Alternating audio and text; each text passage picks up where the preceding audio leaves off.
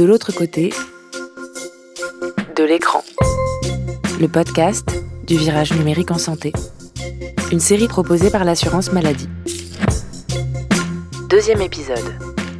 Au service secret de la e-santé.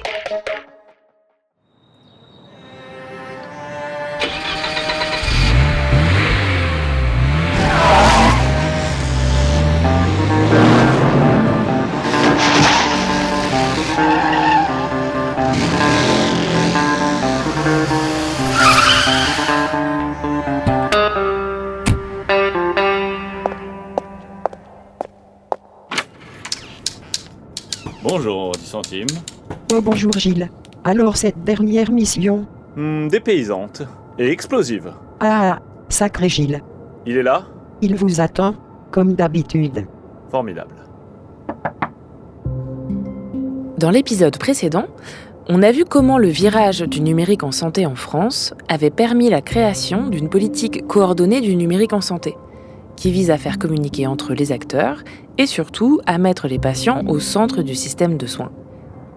Mais qu'est-ce que cette nouvelle approche change dans la façon dont on soigne et dont on est soigné ? C'est ce qu'on va explorer dans ce deuxième épisode. Ah, bonjour, commandeur. Entrez. Bonjour, M. Alors, cette mission. Comme d'habitude. Sacré Gilles. Gilles, je ne vais pas y aller par 4 chemins. Dites-moi plus. Naturellement, vous avez entendu parler du numérique. Il s'agit, pour notre organisation, l'assurance maladie, d'agir en plusieurs phases. Vous vous souvenez du patient? Nous nous sommes trop éloignés. Ramenez-le au centre. Je pars seul? Non, bien sûr. Q va vous suivre à distance. Parfait. Gilles. Oui? Bonne chance. Merci. Mettre le patient au centre du système de soins n'est pas une idée nouvelle. En France, l'idée que le patient doit être impliqué et actif dans le parcours de soins émerge dans les années 90. Face aux ravages de l'épidémie de sida, des malades s'organisent et réclament de nouveaux droits. Ils veulent être mieux informés, plus écoutés, voire consultés dans la mise en place des politiques de santé publique. C'est le début de ce qu'on appelle la démocratie en santé. Alors qu'il y a 20-30 ans, le malade était dans une relation de dépendance, d'un certain paternalisme médical. Depuis les années 90, il s'est réapproprié en fait ses propres données médicales et sa propre destinée en santé, en quelque sorte. Dominique Martin est le médecin conseil national de l'assurance maladie. Comme son nom l'indique, je suis le conseiller du directeur général sur les questions de santé, les questions de médecine, les questions de santé publique. Et donc, je travaille en étroite collaboration avec le directeur général et puis avec l'ensemble des directions de la Caisse nationale d'assurance maladie, mais également du réseau de l'assurance maladie. La démocratie en santé est une des grandes avancées du système de soins des dernières décennies. Mais avant le numérique, l'accès des patients à leurs données de santé était concrètement difficile à mettre en œuvre. Donc à la fin des années 90, la question de l'accès au dossier médical s'est posée, les patients disant « mais ce sont nos données de santé, ce ne sont pas les données des professionnels de santé, ce sont les nôtres et le professionnel n'en est que le dépositaire en quelque sorte ». Et donc il y a eu un débat qui a été un débat très, très vif et les professionnels de santé ont assez fortement résisté à l'époque, à la fin des années 90 jusqu'au tout début des années 2000. Et la préparation de la loi sur les droits des malades a donné lieu à des débats très, très forts sur cette question-là de l'accès au dossier médical. Mais à l'époque, le dossier médical, c'était le dossier papier, le vieux dossier papier qu'on connaît, des choses assez difficiles à utiliser, avec des choses mises dedans ou pas d'ailleurs, pas facilement accessibles. Il fallait, pour avoir son dossier, pour l'obtenir, il fallait souvent aller, par exemple, à l'hôpital, faire des photocopies, les payer, à prix coûtant, mais les payer quand même. Donc c'était quand même pas d'une grande simplicité. Avec le numérique, les données de santé sont devenues plus accessibles. Et en ce sens, pour Dominique Martin, le numérique a été un accélérateur de la démocratie en santé. Puis, des nouvelles technologies ont permis des accès plus numérisés. C'est le cas évidemment du DMP qui a permis d'avoir un dossier donc médical partagé qui est considéré comme étant peu facile à utiliser. Et maintenant, avec mon espace santé, on aboutit à quelque chose qui est évidemment beaucoup plus utilisable, qui est beaucoup plus large et qui permet de nombreux accès, de nombreux services et qui, dans cette démarche finalement de démocratie en santé, est une forme d'aboutissement où la technologie, le numérique, vient au service du patient pour l'installer de manière forte maintenant au centre de son parcours de soins en fait.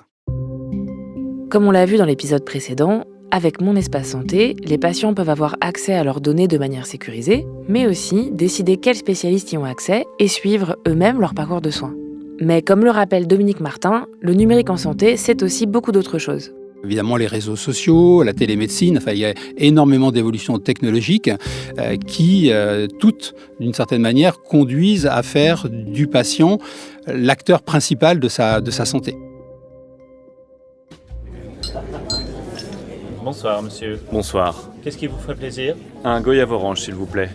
Au shaker, pas à la cuillère. Tout de suite. Monsieur? Bond. Gilles. Bond.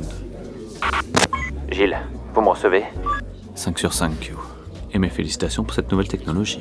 Cacher l'oreillette dans la moustache, c'est du génie.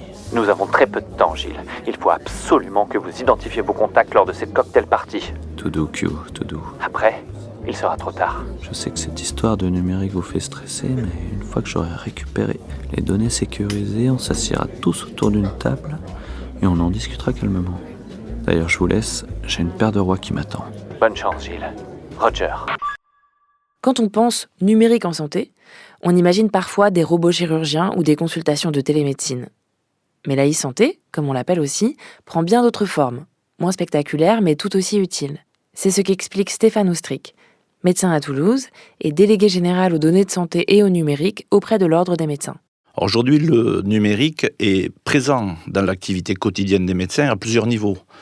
D'abord par les différents logiciels, dont les outils qu'ils utilisent au quotidien avec leurs patients, logiciels métiers, logiciels d'application pour les prescriptions, mais aussi sites internet dédiés aux recommandations de bonnes pratiques, aux recommandations des agences ou des institutions, ou des sites dédiés à améliorer les éléments des consultations au quotidien. Secondement, c'est utilisé à travers des plateaux techniques qui utilisent déjà l'intelligence artificielle, qu'ils le sachent ou qu'ils ne le sachent pas, mais qui doivent faciliter l'exercice de leurs compétences. Un plateau technique, c'est l'ensemble des installations, appareils et dispositifs médicaux qui permettent de diagnostiquer et traiter des patients. Par exemple, un bloc opératoire, une salle d'accouchement, une salle d'anesthésie ou un site d'imagerie médicale. Avec les progrès de la technique médicale et du numérique, les plateaux techniques prennent de plus en plus d'importance dans les établissements de santé. Mais comme dans d'autres domaines, la révolution numérique suscite chez les médecins des enthousiasmes comme des inquiétudes. Les professionnels ont plusieurs attitudes dans le numérique ou dans tout ce que l'on entend autour de ce virage numérique, le Ségur numérique, tous ces mots, un peu, ils se posent beaucoup de questions, légitimement. Beaucoup sont plutôt en avance dans cette stratégie de construction de l'apport du numérique dans la santé. D'autres sont totalement le pied sur le frein, en disant moi je vais finir ma carrière et je vais essayer de passer entre les gouttes. Et puis d'autres se disent foncièrement, c'est pas une remise en cause, c'est foncièrement quelque chose qui doit être bénéfique pour le patient. Et donc, je dois pouvoir me l'approprier. C'est aussi ce qu'explique Dominique Martin. Le partage des informations permet de mieux suivre les patients, d'éviter les ruptures de soins ou les examens redondants. Parfois, le patient, d'une certaine manière, échappait au médecin traitant. Il allait à l'hôpital, le médecin le savait à peine.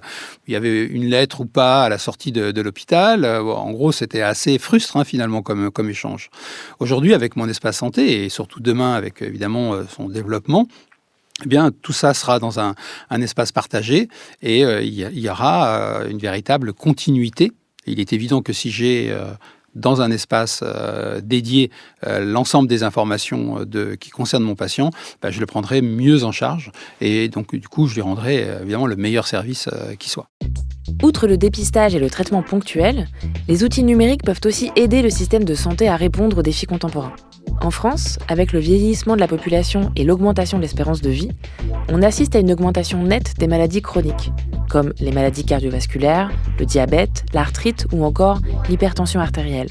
Et ces maladies demandent une prise en charge particulière. L'enjeu des pathologies chroniques, c'est, à la différence des maladies aiguës, c'est pas la guérison immédiate. L'enjeu, c'est la qualité de vie pendant toute la durée de ma vie, puisque la plupart du temps, je vivrai le reste de ma vie avec cette pathologie. Si j'ai une insuffisance cardiaque, je garderai une insuffisance cardiaque. Si j'ai un diabète, je garderai un diabète. Mais je peux bien vivre avec un diabète. À condition d'avoir un bon suivi suffisamment coordonnée. C'est trop tard, Mr. Bond. Avec mes virus, j'ai déjà infecté l'ensemble du corps humain. Il ne vous en reste plus pour très longtemps. Adieu. C'est ce que tu crois, Chronix. Mais tu vas vite déchanter. Ça fait longtemps qu'on te suit et nous avons pu prévoir l'ensemble de tes mouvements. Autrement dit, c'est toi qui es foutu. Pour rétablir un confort de vie quand on a une maladie chronique, il faut souvent faire appel à plusieurs spécialistes. Vous avez un diabète, par exemple, vous pouvez avoir besoin évidemment de votre médecin traitant, éventuellement d'un diabétologue, éventuellement d'un cardiologue, mais aussi d'un podologue, puisqu'il y a des problèmes au niveau des pieds, d'un kinésithérapeute éventuellement, donc d'un infirmier si vous avez des injections d'insuline, par exemple, et que vous ne pouvez pas vous les faire vous-même. Et donc, ce caractère de prise en charge pluriprofessionnelle est important dans le domaine des maladies chroniques. Et l'espace numérique permet le partage des informations, parce qu'on voit bien, à partir du moment où vous avez, décidé évidemment de quelles informations étaient dans votre espace santé, le partage de ces informations entre les différents professionnels permet évidemment d'améliorer de manière considérable et de vraiment d'objectiver en fait votre parcours, puisque un diabétique c'est une sorte de parcours de soins, c'est même parfois un parcours d'obstacles. Par la grande peste noire, peut-être que cette fois tu crois m'avoir battu. Mais c'est que tu ne sais pas, c'est que je reviens à chaque fois plus fort. Vous n'en avez pas fini avec moi, Gilles Bond. Oh si, on sait tout ça, Chronix. Et grâce à la e-santé. Vois-tu, c'est ça le problème avec vous, les maladies chroniques. Vous êtes si prévisibles.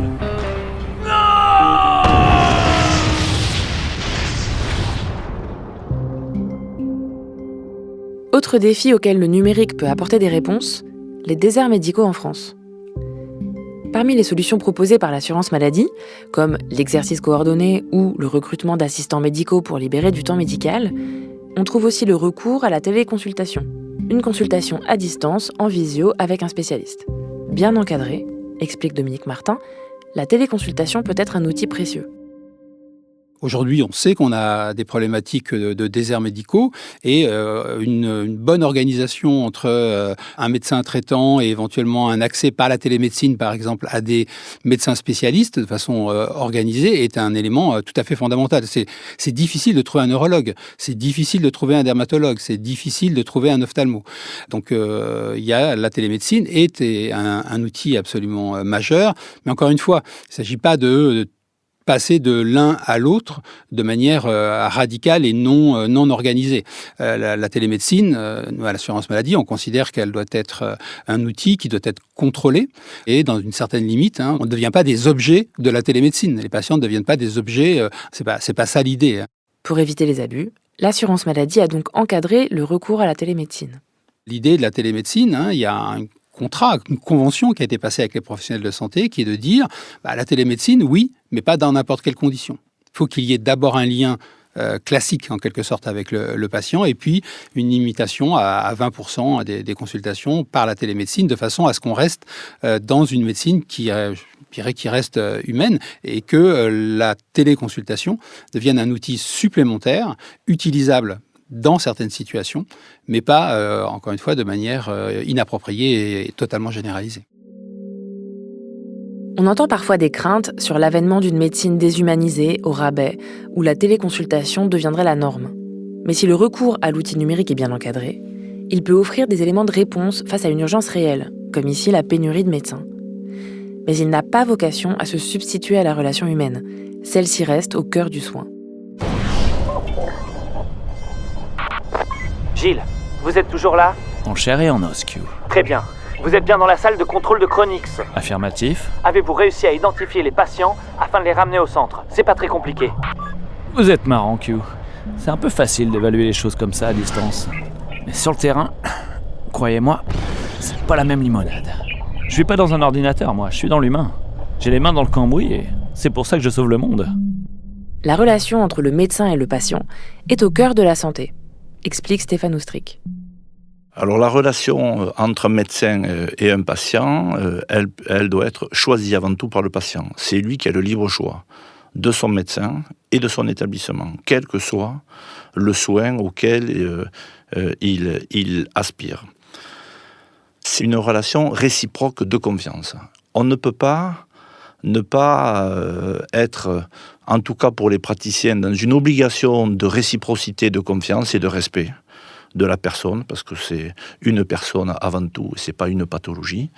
Et inversement, pour le patient, il faut y aller en confiance, avec une information qui doit être très claire, loyale, réellement reprise souvent, parce que dans le cadre des pathologies, souvent il y a ou des dénis, ou des incompréhensions. Et c'est très important de prendre le temps dans cette relation, puisque en général, une bonne relation construit la réussite du soin ou des thérapeutiques à venir, et notamment dans les maladies chroniques, où on s'engage pour de nombreuses années, voire tout au long de la vie. C'est justement parce qu'elle est si sensible que la relation patient-médecin est très encadrée par le Code de déontologie des médecins. Et une de ses composantes essentielles est le secret médical. Celui-ci, pilier de la confiance entre le patient et son médecin, se trouve-t-il menacé par les outils numériques, et notamment la mise en ligne de données de santé particulièrement sensibles. Les données de santé sont des données considérées comme très sensibles, à juste titre, et donc le médecin a une obligation forte de respect du secret médical. Ce secret peut être partagé, c'est important, avec d'autres professionnels de santé, dans l'intérêt du patient, mais il est très, très encadré. Et donc le numérique tel qu'il est mis en place, et notamment avec mon espace santé, préserve totalement cette mécanique-là, puisque finalement c'est le patient qui dit ce qu'il veut donner comme information à qui. L'Ordre des médecins a longuement réfléchi sur la nécessité d'adapter le code de déontologie médicale aux transformations apportées par le numérique, comme le raconte Stéphane Oustric. 3 chercheurs indépendants, un éthicien, un médecin et une avocate, professeure et enseignante et fortement impliquée dans la Société française de santé digitale, avait fait un travail. Finalement, on s'est rendu compte qu'il était assez adapté pour répondre aux enjeux, mais qu'il manquait peut-être des éléments de spécificité ou des éléments un peu plus patient-centrés. La délégation présidée par Stéphane Oustric a donc proposé un article à ajouter au code de déontologie. Cet article doit désormais passer devant le Conseil d'État pour être ensuite accepté et intégré à la partie réglementaire du Code de la santé publique qui s'impose à tous les médecins.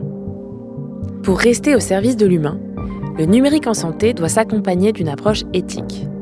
Celle-ci repose sur l'information, la réflexion et l'adoption réfléchie des outils. L'inverse, donc, d'une imposition automatique et déshumanisée du numérique, comme le souligne Stéphane Oustric. Les garde-fous éthiques, ils ne sont pas importants, ils sont primordiaux. S'il n'y a pas d'approche éthique, on se trompe. Une fois de plus, ce sont des outils, ce sont des éléments au service de l'exercice de la médecine. Et pour le patient, ce n'est pas quelque chose qui sera supra. Non, ça sera quelque chose qui sera totalement intégré à l'exercice et à la pratique de chaque spécialité, de chaque professionnel de santé. Il pourra l'expliquer à son patient et de dire pourquoi il le fait ou pourquoi il ne le fait pas et qu'est-ce qu'il en fait. C'est ça la garantie pour le citoyen. C'est que le médecin doit être dans une démarche éthique permanente sur l'utilisation du numérique, la collecte et la transcription, l'hébergement des données de santé et surtout quel est le service rendu en termes de soins. Voilà, ça c'est des éléments importants. Donc, s'il n'y a pas cette démarche éthique, comprise, expliquée, travaillée, partagée, on se sera trompé sur le numérique. Voilà. En tout cas, c'est pas ce qu'on souhaite, nous. Oh Gilles, une fois de plus vous avez été formidable. C'est vrai que j'ai pas été mauvais sur ce coup-là, 10 centimes. Gilles, désolé de vous interrompre pendant le débriefing, mais une nouvelle mission vient de tomber. Dans le prochain épisode, on verra comment cette... Claire, c'est quoi la prochaine mission ? C'est ce que je suis en train d'expliquer là. En fait, dans le prochain épisode, on va voir comment cette démarche éthique a été conçue pour protéger les données de santé et s'assurer qu'elles demeurent un bien commun. Mais je serai seul sur cette mission ? Oh là là, non. On en parlera avec Marguerite Cazeneuve, directrice déléguée à la gestion et l'organisation des soins de l'assurance maladie, et Valérie Peugeot, commissaire à la Commission nationale informatique et liberté, en charge des données de santé. En somme, que du beau monde ? Ah ouais. Et vous, du coup, vous pourrez prendre des vacances.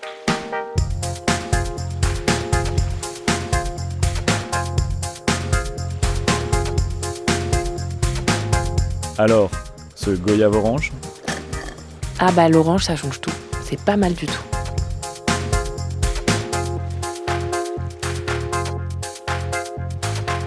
À suivre.